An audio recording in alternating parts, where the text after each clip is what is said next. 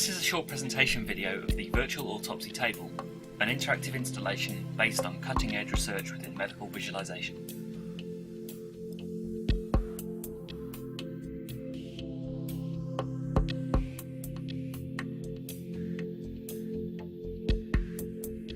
In this installation, with the help of an easy-to-use multi-touch surface, the user can interact with stunning volumetric 3D datasets of real scanned bodies.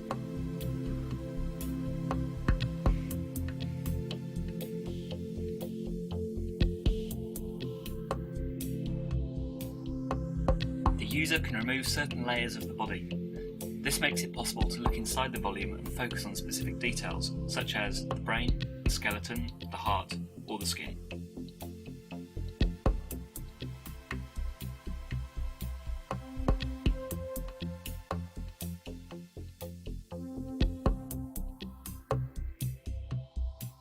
To make it possible to look at specific details, the user can cut through the body with a virtual knife.